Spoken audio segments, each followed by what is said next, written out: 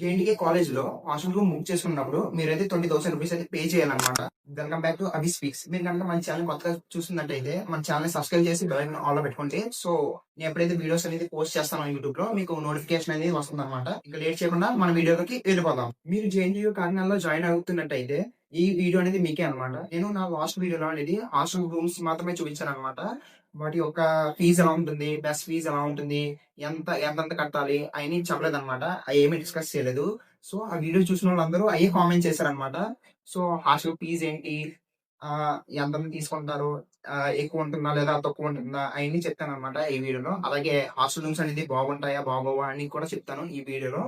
So, last వరకు చూడండి ఈ వీడియో అనేది. సో, హాస్టల్ ఫీజ్ విషయానికి వచ్చేస్తే మీకైతే ఒక లిస్ట్ అనేది పెడతాననమాట స్క్రీన్ పైన. మీరు చూస్తూ ఉండొచ్చు. సో, మీకు స్టార్టింగ్ లో చెప్పాను కదా 20,000 ఫీజ్ అనేది కట్టాలి అని. దేనికంటే ఎప్పుడైతే మనం హాస్టల్ రూమ్స్ అనేది బుక్ చేసుకుంటామో అప్పుడు 20,000 ఫీజ్ అనేది అడుగుతారనమాట వాళ్ళు. సో, అప్పుడు మనం 20,000 ఫీజ్ అనేది కట్టేయాలి. ఇప్పుడు ఈ 20,000 ఫీజ్ అనేది ఎలా డివైడ్ అవుతుందో ఈ లిస్ట్ లో చూడొచ్చనమాట. ఇప్పుడు మీకు స్క్రీన్ పైన ఏస్తున్నాను. ఆ లిస్ట్ ఫస్ట్ సెమ్ లో ఉంటుందన్నమాట. ఫస్ట్ సెమ్ లో ఏమని ఉంటుందంటే ఇప్పుడైతే 8.5 చూద్దాం. అడ్వాన్స్ మెస్ చార్జెస్ 7,000 అనేది ఉంది. ఇక్కడ 7,000 ఎందుకు తీసుకుంటున్నారంటే 2 మంత్స్ మెస్ ఫీజ్ అనేది ముందే పే చేసేస్తాం అనమాట వీళ్ళకి. సో, మన మెస్ ఫీజ్ లో వచ్చినప్పుడు వీళ్ళే క్యాన్సిల్ చేసుకుంటారు ఆటోమేటిక్ గా. మీకు అర్థమైంది అనుకుంటున్నాను ఇక్కడ 7,000 ఎందుకు కట్టాలో అనేది. ఇంకా కొంచెం బ్రీఫ్ గా చెప్పాలంటే వీళ్ళకి అనేది మెస్ ఫీజ్ అనేది 3,000 అయితే అవుతుంది అనమాట. అదే మాక్సిమం 3,000 దాటొచ్చు, దాటకపోవచ్చు. 3,500 వరకు వెళ్ళొచ్చు అనమాట అంతే. మెస్ ఫీజ్ అనేది పర్ మంత్ 3,500 వరకు వెళ్ళొచ్చు. అలాగే రూమ్ రెంట్ వచ్చేటప్పటికి అయితే 6 మంత్ కి 7,100 అయితే అవుతుంది అనమాట. నేను దేని కన్సిడర్ చేసి చెప్తున్నానంటే 2025 టు 2026 వరకు కన్సిడర్ చేసి చెప్తున్నాను. మీరు జాయిన్ అయినప్పుడు ఫీజెస్ ఎలా ఉంటాయో అంటే మారచ్చు, మారకపోవచ్చు. ఒకవేళ మారితే కనుక లిటిల్ బిట్ ఇంక్రీజ్ అవుతాయి అనమాట. సో, ఇప్పుడు సంవత్సరానికి ఎంత అవుతుందో క్యాలిక్యులేట్ చేద్దాం. మెస్ ఫీజ్ అనేది నెలకి 3,000 వేసుకుందాం. సో, 3,000 ఇంటూ 12 అంటే 36,000 అనేది వస్తుంది అనమాట. ఆ తర్వాత మళ్ళీ మీకు రూమ్ రెంట్ అని కూడా చెప్పాను. 6 మంత్స్ కి 7,100 అనమాట.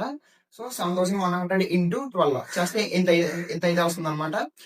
సో, ఇదంతటిని ప్లస్ చేస్తే మనకి అప్రాక్సిమేట్లీ 1 ఇయర్ కి 50,000 అయితే రావచ్చనమాట. మీరు ఎప్పుడైతే హాస్టల్ రూమ్ అనేది బుక్ చేసుకుంటారో దానికి ముందే ఒకసారి వెళ్లి చూడండి.